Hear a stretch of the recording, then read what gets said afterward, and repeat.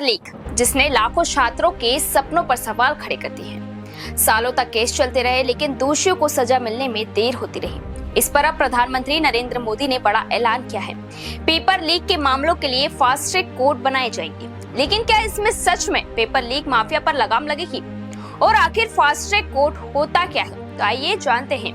देश भर में नीट समेत कई प्रतियोगी परीक्षाओं में पेपर लीक के आरोपों और छात्रों के विरोध के बीच केंद्र सरकार ने बड़ा फैसला लिया है।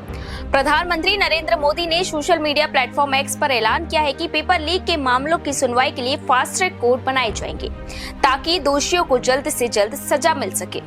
साथ ही प्रधानमंत्री नरेंद्र मोदी ने कहा कि देश के युवाओं का भविष्य सरकार की सर्वोच्च प्राथमिकता है और उनके भविष्य से खिलवाड़ करने वालों को किसी भी कीमत पर बख्शा नहीं जाएगा।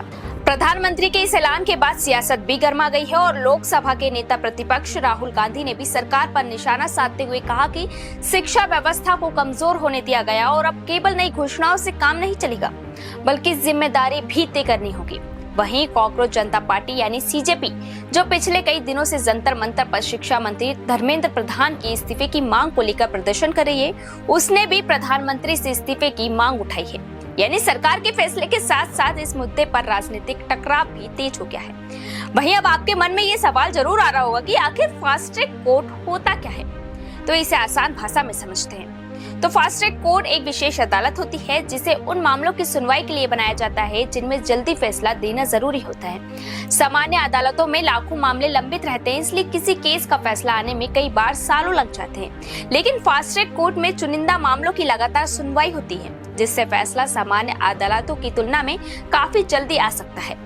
अब तक पेपर लीक के मामलों के लिए ऐसी कोई अलग व्यवस्था नहीं थी, इसलिए पेपर लीक के केस भी सामान्य अदालतों में चलते थे और कार्रवाई लंबी खिंच जाती थी, जिसको लेकर सरकार का कहना है कि नई व्यवस्था लागू होने के बाद ऐसे मामलों की सुनवाई तेज होगी, दोषियों को जल्दी सजा मिलेगी और भविष्य में पेपर लीक करने वालों में कानून का डर भी पैदा होगा।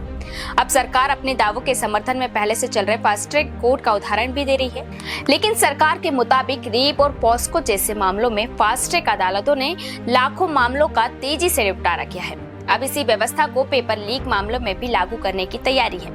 हालांकि विपक्ष का कहना है कि सिर्फ फास्ट ट्रैक कोर्ट बना देने से समस्या पूरी नहीं खत्म होती, बल्कि परीक्षा प्रणाली को सुरक्षित बनाना, पेपर लीक के पूरे नेटवर्क को तोड़ना और दोषियों पर सख्त कार्रवाई सुनिश्चित करना भी उतना ही जरूरी है।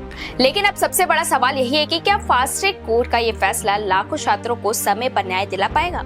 क्या इससे पेपर लीक माफिया पर सचमुच लगाम लगेगी, या फिर ये भी सिर्फ एक घोषणा बनकर रह जाएगी? इसका जवाब आने वाले समय देगा। आपकी क्या राय है? क्या fast track court paper leak जैसी गंभीर समस्या का असरदार समाधान साबित होगा? अपनी राय हमें कमेंट में जरूर बताइए।